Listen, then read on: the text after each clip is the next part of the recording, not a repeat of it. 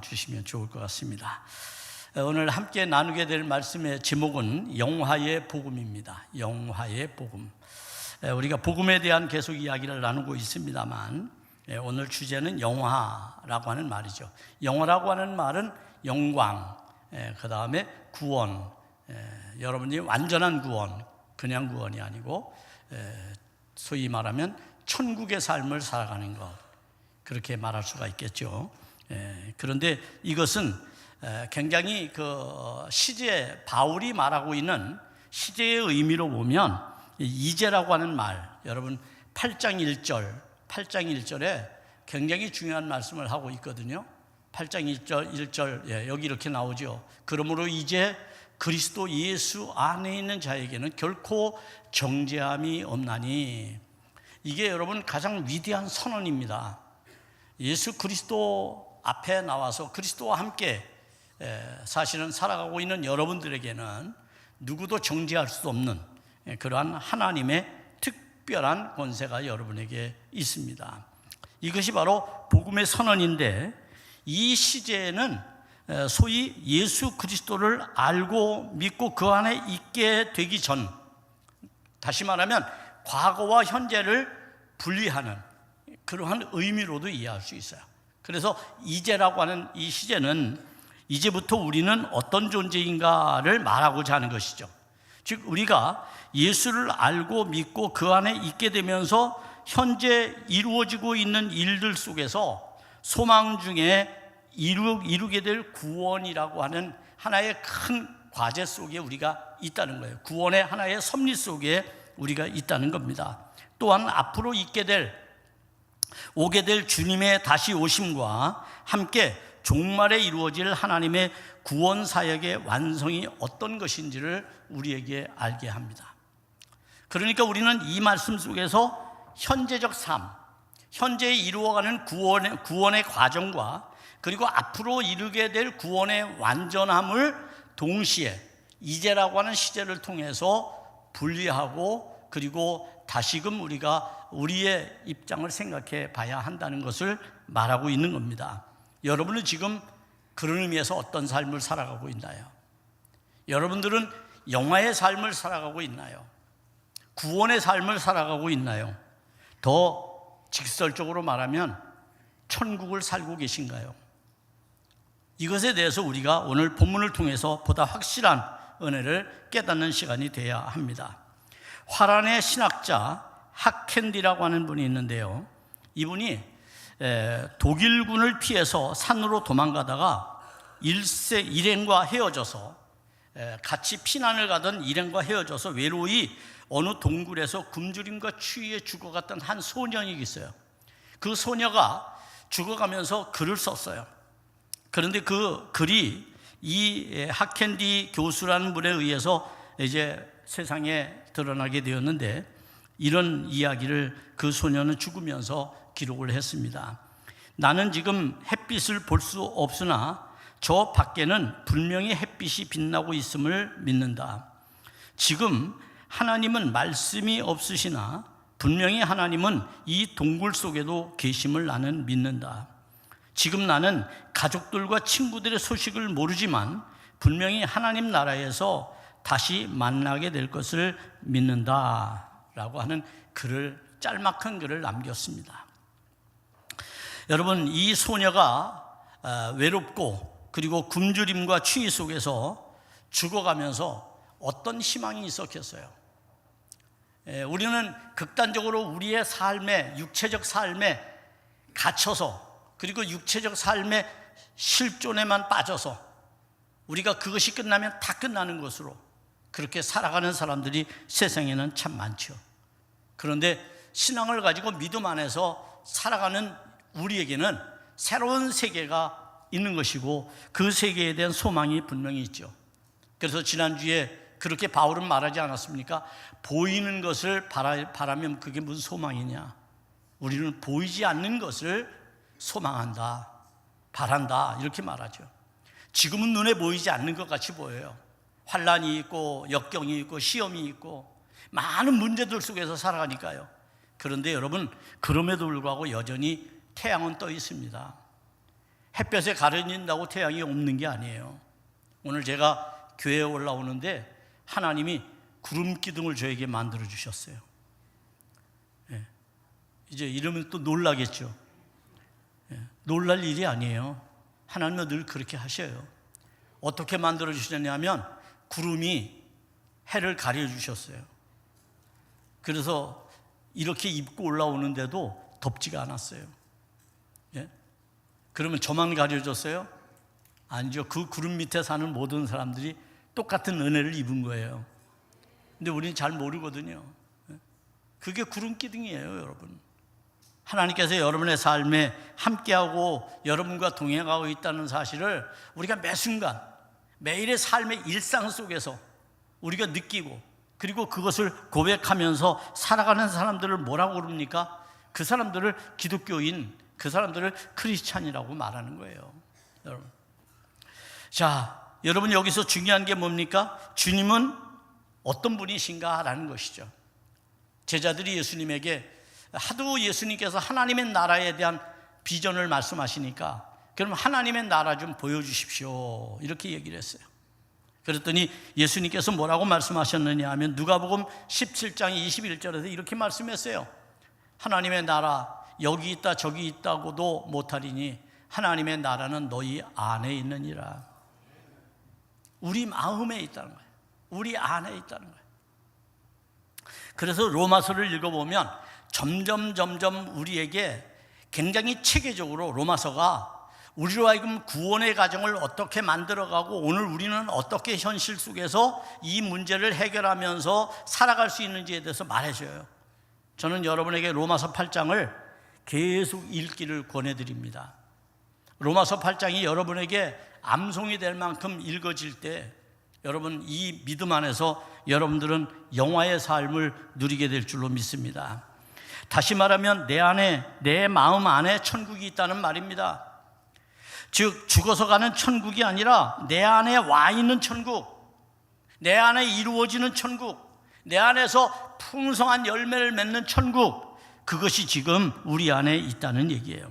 이는 천국의 연속성으로 그리스도 안에 있는 성도가 보는 차원의 공간적 의미로 설명하고 있지만 실제로는 공간이 아니라 주님의 다스리심, 주님의 통치, 주님의 그 권위 속에 내가 있는가, 주님의 권세 아래 내가 있는가 라고 하는 것에 대한 실제화된 나라를 말해주는 겁니다.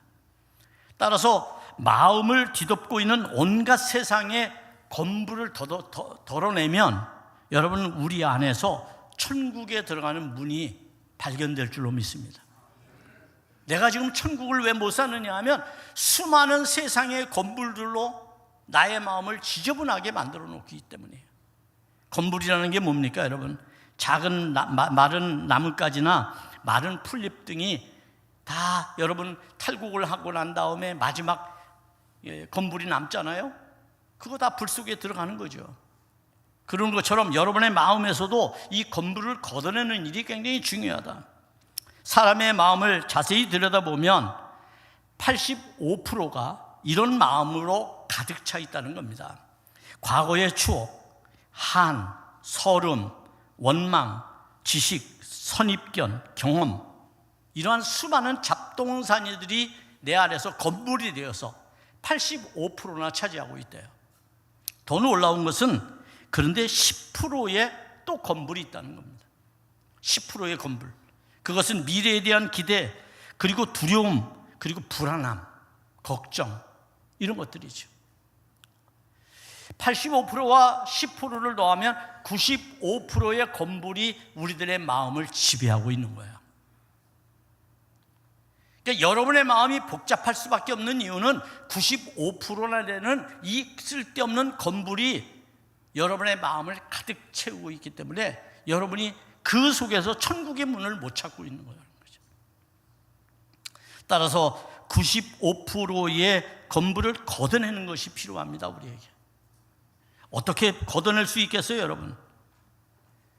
다윗은 천국을 사는 자신의 삶의 의지를 이렇게 표현한 적이 있습니다. 시편 23편 6절에서 말합니다. 내 평생에 선하심과 인자하심이 반드시 나를 따르리니 내가 여호와의 집에 영원히 살리로다. 그가 성전을 흠모하면서 성전에 있기를 원했지만 그 성전은 바로 이 세상에 임한 하나님의 임재의 모형이라면 그 속에 사는 성도는 여전히 그것이 영속성을 갖고 있음으로써 나중에 영화되는 영광을 얻는 그때까지 존속되어진다라고 하는 것을 말해준 거예요. 그러니까 우리의 믿음이라고 하는 게 지금으로 끝나는 게 아니에요. 지금은 그냥 예행 연습을 하는 게 아니에요. 지금 잘 살아야 미래를 잘 살게 된다는 말이고, 지금 확신 있는 것을 여러분이 붙잡아야 미래에 확신 있는 것을 여러분들이 붙잡을 수 있다는 말입니다. 이것이 완전 성화에 이르는 성도들의 삶의 과정, 구원의 과정이라고 얘기할 수 있습니다. 우리는 천국에 대한 생각을 좀 해볼 필요가 있습니다. 천국이란 도대체 뭘까요? 천국은 세 가지로 규정할 수 있습니다. 첫째로는 천국은 죽음으로 영화롭게 되는 예수 그리스도를 믿는 의인들이 가는 곳입니다. 즉 다시 말하면 예수 그리스도를 믿는 의인, 여러분이죠. 믿음을 가진 의인들이 들어가는 곳이 어디냐? 그게 천국이라는 거예요. 이때 중요한 것은 죽음으로서 가는 거예요. 죽음으로써. 이것을 요한 웨슬리는 완전한 성화라고 말했습니다. 완전 성화. 우리가 이 땅에 살아가면서 끊임없이 기도하고 성경을 우리가 공부하고 묵상하고 그리고 여러분께서 예배를 드리고 하는 모든 일들은 끊임없이 여러분의 자신을 성화되게 하는 일에 큰 은혜를 주는 겁니다. 이런 일을 반복적으로 계속함으로써 끝내는 완전 성화에 이르게 되는 거죠. 두 번째, 천국은 어떤 것입니까? 하나님과 동행하는 삶으로 인해서 예수 그리스도 안에 이루어지는 내면적인 평안과 기쁨이 바로 천국입니다. 여러분 안에 지금 기쁨이 있다면 여러분은 천국을 경험하고 있는 겁니다. 여러분 안에 평안이 있다면, 불안함이 없어졌고 평안함이 여러분의 마음에 가득 차 있다면 여러분은 천국을 살아가고 있는 겁니다. 그런데 앞에서 말하는 것처럼 95%의 건물이 우리의 마음을 어둡게 만들고 있어요. 두렵게 만들고 있어요. 걱정거리로 가득 채우고 있어요. 불안함으로 고통받게 하고 있어요. 그러므로서 우리는 천국을 살지 못하는 것이죠. 매일의 삶이 고통이고 매일의 삶이 우리에게 어둠일 뿐입니다, 여러분. 세 번째, 그러면 천국은 뭘까요? 천국은 사회적 구조의 변혁을 통해서 예수 그리스도의 가르침이 이 땅에 이루어지는 정의와 평화의 나라가 바로 세 번째 천국이라는 겁니다. 하나님의 나라는 영속성이 있다고 그랬잖아요. 다윗이 말한 것처럼 다윗성에 거하는 예루살렘 성전에서 살고 싶은 다윗의 그 간절한 여망은 끝내 그것이 하나님 나라까지 이어진다고 말하죠.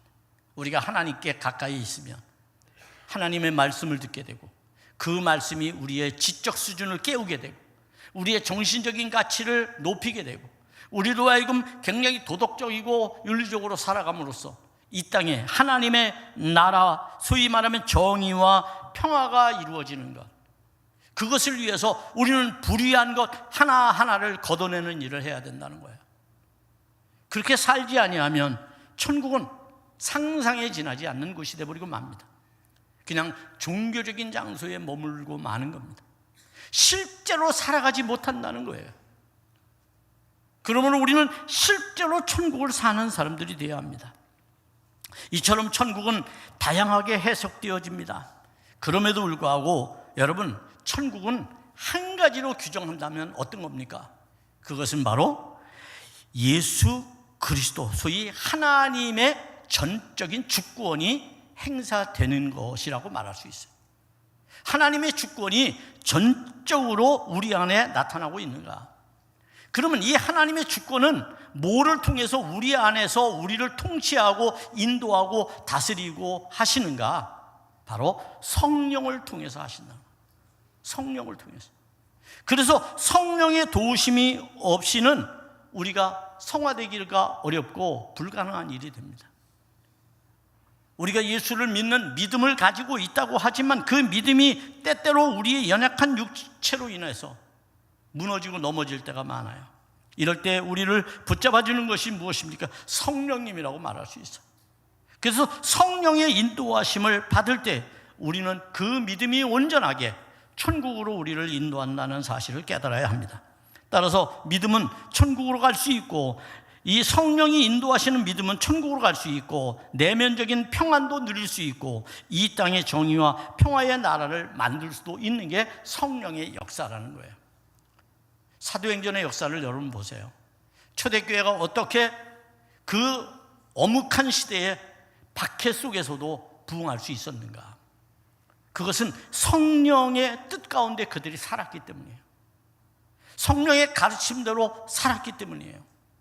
성령이 그들의 마음에 부어주시는 그 은혜를 따라서 그들이 살았기 때문이에요. 그래서 그들은 스스로 기적을 일으키는 사람들이 되었어요. 이것이 바로 초대교회를 부흥시킨 원동력이라고 말할 수가 있습니다. 이때 성령은 우리 안에서 어떻게 역사하시나요? 오늘 본문 성경 26절 27절에서 이렇게 말씀하고 있어요. 성령이 여러분과 어떻게 함께하고 있는지를 한번 여러분 살펴보세요. 이와 같이 성령도 우리의 연약함을 도우시나니 우리는 마땅히 기도할 바를 알지 못하나 오직 성령이 말할 수 없는 탄식으로 우리를 위하여 친히 간구하시느니라. 마음을 살피시는 이가 성령의 생각을 아시나니 이는 성령이 하나님의 뜻대로 성도를 위하여 간구하심이라. 여러분, 성령이 지금 여러분의 마음에 여러분이 가지고 있는 그 탄식, 여러분이 가지고 있는 그 고통, 아픔, 이걸 끌어안고 기도하신다는 거예요. 그분도 동일한 마음, 공감을 가지고 여러분의 마음을 공감하면서 하나님 앞에 기도하고 있다는 겁니다. 그게 성령이 하시는 일이다. 성령이 오늘도 우리 속에서 그렇게 하시죠. 이때 마음을 살피시는 이는 구약에서부터 사용되어지는 하나님의 속성을 말해줍니다. 그러면 하나님은 성령을 왜 하나님 앞에 이렇게 우리 탄식하며 우리를 위해 기도하실까요? 그것은 하나님께서 성령의 요청을 긍정적으로 받아들이기 때문이에요. 하나님은 성령의 요청을 긍정적으로 받아들이십니다.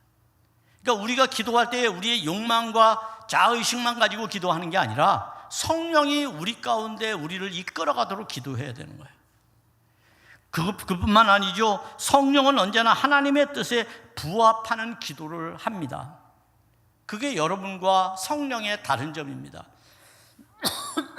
우리가 하나님 앞에서 우리의 기도가 부합한 기도가 되려면, 참된 기도가 되려면 성령이 우리 안에서 기도하도록 만들어야 돼요. 내 의지로 하는 기도가 아니라. 그럴 때 우리는 하나님이 원하시는 뜻대로 기도할 수 있어요. 그게 예수님께서 하신 기도의 모델이라고 말할 수가 있습니다. 여러분, 우리가 왜 이 땅에서 이렇게 탄식할 수밖에 없나요? 그것은 허무주의에 빠지기 때문이에요. 허무주의에 빠진 우리는 우리 안에서 스스로 고통받고 있고 고통 속에서 우리는 탄식하고 있습니다. 이때 성령님은 우리의 고민과 슬픔과 아픔을 끌어안기를 원하셔요. 성령은 외면하지 않고요. 우리의 연약함이잖아요. 그게 그 연약함 자체를 성령은 끌어안기를 원하셔요.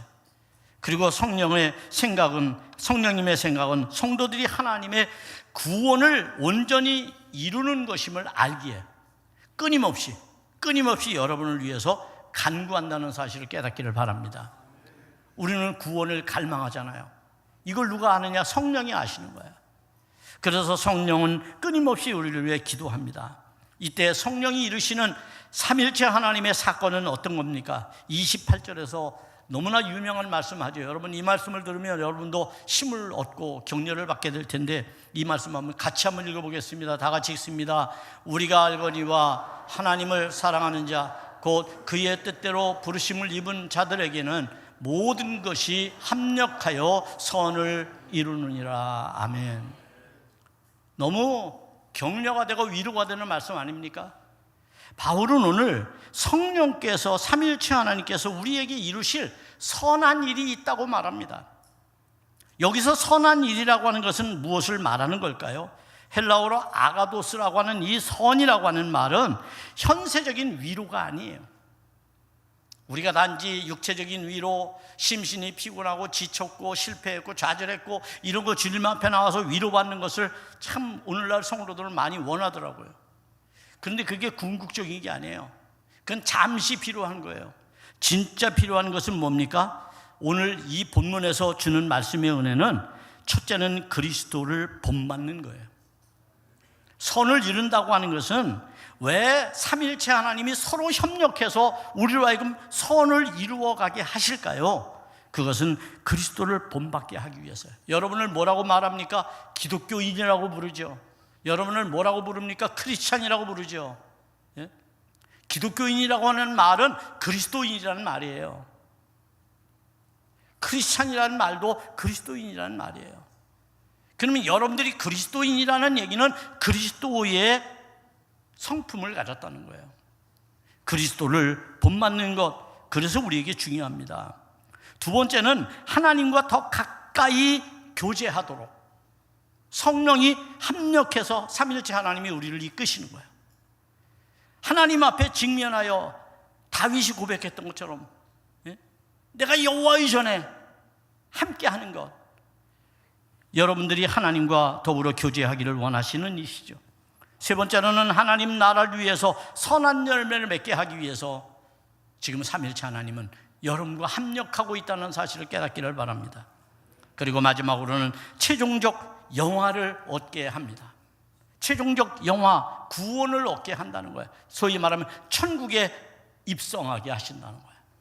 그게 하나님께서 삼일체 하나님이 합력해서 우리와 함께 협업하시는 그러한 놀라운 하나님의 은혜임을 깨닫기를 바랍니다. 이것이 합력한다는 말이에요. 합력한다는 것은 함께 일한다라는 말이죠. 그러므로서 우리는 하나님의 주권에 속한 자들로서 하나님의 형상을 본받고 형제 중에서 우리가 스스로 하나님의 자녀이고 양자가 되어서 그리스도와의 깊은 교제 속에서 살아가는 그러한 삶을 살아야 되는 겁니다. 이럴 때 성령이 우리 안에서 어떤 역사를 이루어내실까요? 네 가지의 역사를 이룬다고 오늘 본문은 말하는데 그 30절에 29절 30절의 말씀에서 깨닫는 것은 첫째는 미리 정하셨다는 거예요. 여러분을 하나님이 미리 여러분을 정하셨어. 여러분을 선택하셨어. 이건 하나님의 구원의 섭리를 말하고 경륜을 말하는 거예요. 여러분, 두 번째는 뭡니까? 정하신 그들을 부르셔요. 정하고 점 찍어놓고 기다리는 게 아니라, 점 찍어놓고 마는 게 아니라 주님께서 여러분을 친히 부르신다는 거예요. 세 번째는 부르신 여러분들을 어떻게 합니까? 의롭게 하십니다. 부르신 여러분을 의인으로 만들어 가십니다. 그리고 마지막으로 네 번째는 바로 그들을 영화롭게 하신다. 영화롭게, 구원의 완전한 구원에 이르게 하신다. 이렇게 말씀하고 있는 겁니다. 자, 이런 말씀을 해 주었지만 여전히 불안해요. 우리는 여전히 세상에서 연약한 육체를 가지고 있기 때문에 세상의 제도라는 게 우리를 완전한 구원의 백성으로 살아가도록 그렇게 하지 못하기 때문에 우리는 여전히 걱정합니다. 두려워하죠. 이런 우리에게 바울은 하나님이 만약 우리를 위하신다면 이라는 가정하에 질문을 던져요.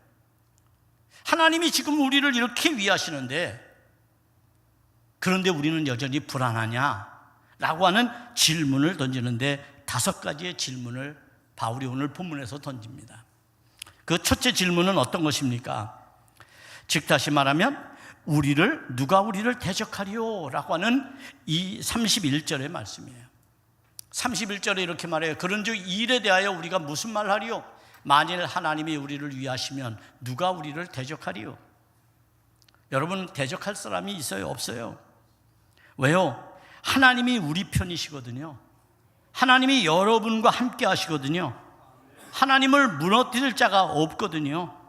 그래서 우리는 누구로부터 대적을 받지를 않습니다. 두 번째 질문은 어떤 것입니까? 32절의 말씀입니다. 여기 이렇게 말해요. 자기 아들을 아끼지 아니하시고 우리 모든 사람을 위하여 내주신 이가 어찌 그 아들과 함께 모든 좋은 것을 우리에게 주시지 아니하겠느냐. 여러분, 하나님 좋은 것 주십니다. 여러분, 하나님께 기도하면 하나님 좋은 것 주신다고 그랬잖아요. 하나님은 악한 것을 주시지 않습니다. 독생자를 아끼지 않았는데 뭘 아끼시겠어요? 하나님이 여러분들을 위해서. 그러니 우리가 하나님 앞에서 구원의 필요를 채워가는 일에는 전혀 하나님의 아끼심이 없다는 것을 깨달아야 합니다. 세 번째 질문은 33절입니다. 누가 능히 하나님께서 택하신 자들을 고발하리요? 누가 능히 하나님께서 택하신 자들을 고발하냐? 의롭다고 하시는 이는 하나님이라는 거예요. 다시 말하면 여러분, 세상 법정에서도요, 대법원에서 판결이 나면 그걸로 끝나는 거예요. 물론 가끔 대법원에서 좀 잘못 정치적으로 아니면 자기들의 어떤 세상적으로 아마 그렇게 판결을 하면 그것에 대해서 이의를 제기하는 그러한 마지막 소통이 있기는 합니다만, 그래도 웬만한 것들은 대법원에서 끝나면 다 끝나는 거예요. 여러분, 이때 하나님께서 모든 것을 판결하시는데 하나님이 우리에게 죄가 없다 이렇게 말씀해 주셨는데 누가 우리를 그렇게 하시겠어요? 고발하겠어요? 고발할 자가 없다는 겁니다. 네 번째 질문은 34절입니다. 누가 정죄하리요? 라고 말합니다. 누가 정죄하리요? 여러분, 우리를 정죄할 사람이 없어요. 예수님은 지금 부활하셔서 하나님 우편에 앉아 계셔요. 그분이 재판장이 되어 계셔요. 그러니 그분은 우리 편이시고 우리와 함께 하시고 그분은 우리에게 모든 것을 다 주시는 이시기 때문에 우리를 정죄할 사람은 아무도 없습니다. 마지막 다섯 번째 질문은 35절입니다. 누가 우리를 그리스도의 사랑에서 끊으리요? 참 이게 저는 굉장히 중요하다고 생각해요. 우리를 위하신다라고 하는 하나님의 말씀은 결국 우리를 사랑하신다라는 겁니다. 지금 하나님의 존재 방식은 사랑의 방식이에요. 그런데 이 사랑에서 끊을 대상이 아무도 없습니다. 어떻게 없다고 말씀합니까? 오늘 성경 여러분 38절, 39절 또 그 앞절에 보면 우리를 사랑하시는 하나님의 사랑이 얼마나 큰지를 우리가 알 수 있는데요. 그것은 첫 번째로 환난과 공고, 박해, 기근, 적신, 위험, 칼 35절에 이렇게 말씀하고 있죠. 여러분, 이와 같은 것들 뭘 말하는 걸까요? 이것은 세상의 물리적 힘을 말하는 겁니다. 물리력. 여러분이 이런 세상의 모든 일들로 인해서 지금 고난을 겪고 있다는 거죠. 어려움을 당하고 있다는 거예요. 그런데 하나님은 이것까지도 하나님께서 다스리고 계시다는 거예요. 두 번째는 천사들, 권세자들을 말합니다. 여기서 천사들과 권세자들이라고 하는 것을 뭘 말할까요? 천사와 권세자들은 하늘과 땅을 말하는 거예요. 하늘의 권세와 땅의 권세, 땅의 권세자들이 누구예요? 힘을 가진 자들이죠. 그들까지도 그리스도의 사랑에서 우리를 끊을 수가 없어요, 여러분. 세 번째는 사망과 생명입니다. 사망과 생명. 사망과 생명은 뭘 말하는 걸까요? 우리 생애 전체를 말하는 거예요. 나면서 죽을 때까지. 전생애를 하나님이 간섭하시니까 그리스도의 사랑에서 우리를 끊을 자가 아무도 없어요. 여러분, 그뿐만 아닙니다. 현재일이나 장래일이라고 말하죠. 현재일이나 장래일. 뭘 말하는 거야? 시간의 전체. 모든 시간을 하나님이 다스리신다. 그 시간 속에서도 여러분을 그리스도의 사랑에서 끊을 수가 없어요. 그 다음에 능력이라고 말하는 능력. 세상이 가진 세상의 능력이 있잖아요. 그 힘이 있잖아요, 여러분. 그것까지도 하나님이 그것을 가진 자들이라 할지라도 그리스도의 사랑에서 우리를 끊을지 못합니다. 마지막으로 높음이나 기쁨이라고 말하죠. 높음이나 기쁨. 이건 뭘 말하는 거예요? 높음이나 기쁨이라고 하는 것은 공간 전체를 말하는 겁니다. 공간. 그러니까 여러분, 하나님의 사랑, 그리스도의 사랑에서 우리를 끊을 수 없는 것은 하나님께서는 모든 것을 다 주님의 주권 아래 두셨기 때문에,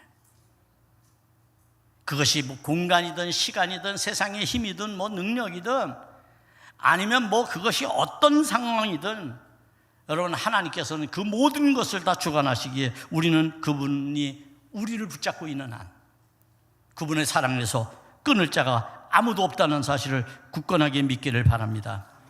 여러분, 이런 질문을 통해서 바울은 새로운 선언을 하고 있는 거야. 바울이 우리에게 이런 질문을 왜 하느냐 하면 여러분들에게 확신을 주기 위해서 그런 거예요. 자, 이 정도인데도 여러분, 우리가 왜 두려워하느냐, 왜 걱정하느냐, 왜 구원에 대한 확신을 갖지 못하느냐라고 말하는 거죠. 그러면서 바울은 이렇게 또 다른 선언을 합니다. 37절의 말씀이에요. 이것 또한 우리에게 엄청난 위안이 되고 힘이 되는 선언입니다. 한번 같이 읽어보겠습니다. 그러나 이 모든 일에 우리를 사랑하시는 이로 말미암아 우리가 넉넉히 이기느니라. 아멘. 얼마나 여러분 담대한 고백입니까? 하나님이 우리를 위하시니까 우리는 지금의 인생의 문제, 갈등하는 거, 걱정하는 거, 건물 때문에 내 마음이 두렵고 답답하고 고통스러운 거, 이 모든 것에서 우리는 이길 수 있다. 넉넉히 이기게 하시는 하나님의 사랑이 우리 안에 있다라고 여러분 굳게 믿으시기를 바랍니다. 여기서 모든 일은 고난과 죽음도 선으로 바꾸시는 하나님의 능력을 의미해요. 이 능력 여러분 갖고 계십니다. 그러니 여러분 이 능력과 이 믿음으로 살아가시기를 바랍니다. 여러분의 하나님의 놀라운 비전이 늘 함께해서 승리하는 복된 성도의 삶, 영화를 얻는 여러분이 되기를 주님의 이름으로 축복합니다.